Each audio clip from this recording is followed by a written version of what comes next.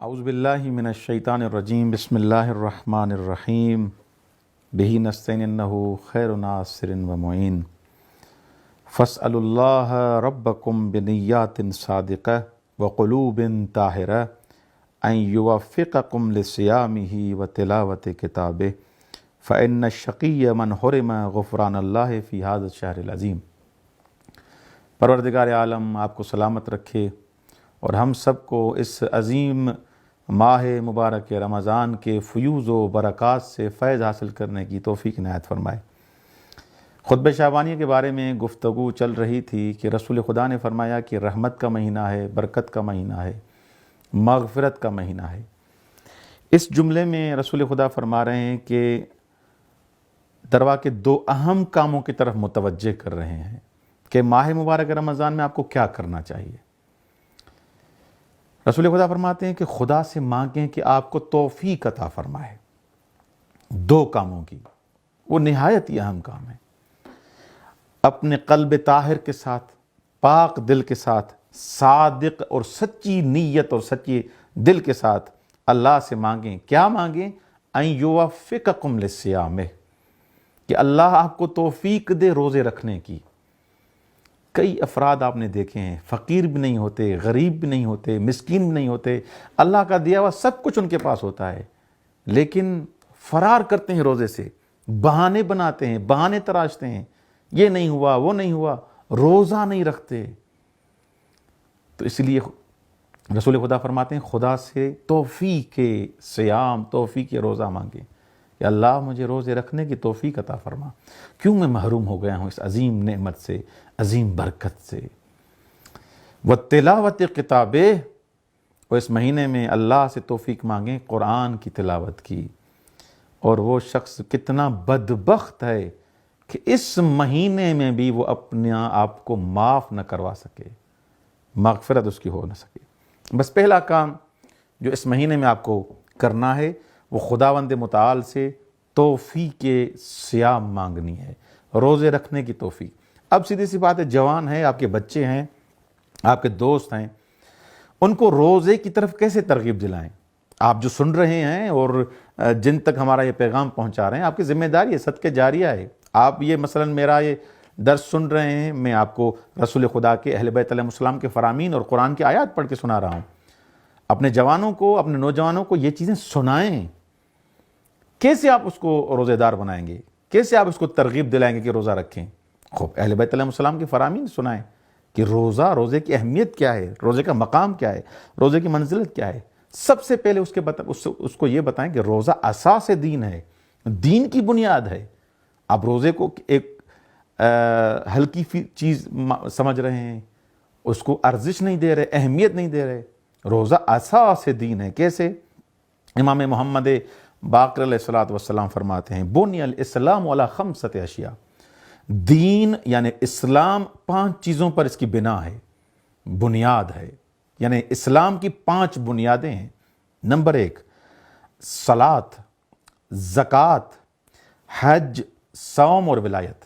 یہ 5 چیزیں ہیں جو اساس دین ہیں، بنیاد دین ہے۔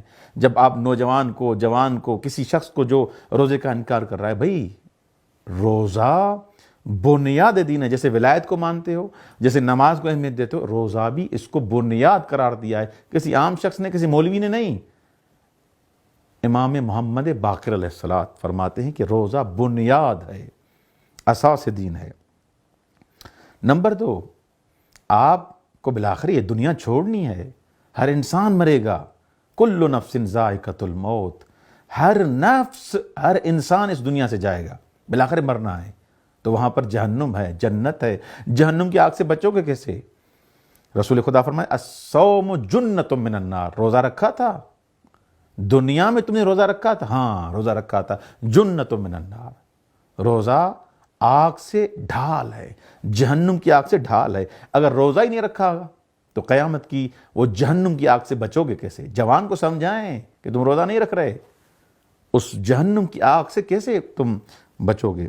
یوم لا ینفع مال ولا بنون، جس دن نہ کوئی بچہ تمہیں کام دے گا، نہ اولاد، نہ مال، یہاں پر سب کچھ لٹا کے اپنی عزت بھی خرید کرتے ہو، شہرت بھی خرید کرتے ہو، اپنے آپ کو بچاتے بھی ہو، لیکن یوم لا ینفع مال ولا بنون، وہ ایسا عالم ہے جہاں پر نہ بچے آپ کو منفعت دیں گے، فائدہ دیں گے، نہ مال آپ کو کوئی فائدہ پہنچا سکتا ہے۔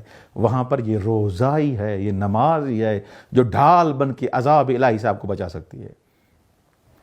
اور روزہ ایسی عظیم چیز ہے جس کا خود اللہ اجر دے گا۔ الصوم لی وانا اجزی بہ، صوم میرے لیے ہے، اللہ فرماتا ہے، وانا اجزی بہ، میں اس کی جزا دوں گا، بلکہ میں خود اس کی جزا ہوں۔ اللہ اکبر۔ یہ حدیث جو انا اجزی بہ الصوم لی ہے، یہ دونوں فریقوں کے پاس، اہل سنت کے پاس بھی، مکتب تشیع کے پاس یہ مسلم حدیث ہے، مختلف طریقوں سے نقل ہوئی ہے۔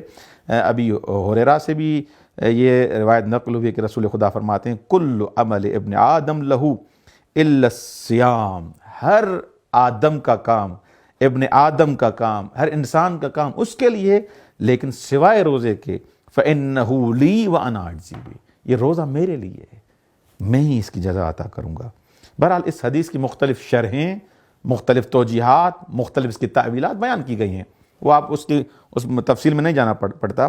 بہرحال یہ روزہ ایسا عمل ہے جو دوسرے عملوں میں ریا کا اندیشہ ہوتا ہے، لیکن اس روزے میں انسان روزہ رکھے، سحری کرے، کس کو پتا ہوتا ہے؟ سوائے گھر والوں کو کسی کو نہیں پتا ہوتا، جب تک انسان خود زبان سے نہ بتائے کہ میں روزے دار ہوں۔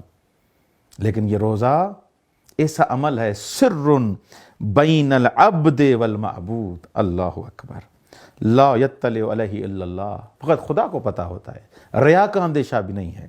فإن الصائم يكون في الموضع الخالي من الناس متمكنا من تناول ما حرم الله عليه بالصيام فلا يتناوله، تو بالآخر انسان کھا سکتا ہے وہ چیزیں جو خدا نے اس پر حرام قرار دی ہیں روزے میں، یہ جا کے کھا سکتا ہے، لیکن اس نے اس حرم کو باقی رکھا، اللہ کے حکم کی تعمیل کرتے ہوئے ان حلال چیزوں کو جو خدا نے اس روزے میں حرام کر دی ہیں اس کو بھی چھوڑ دیا۔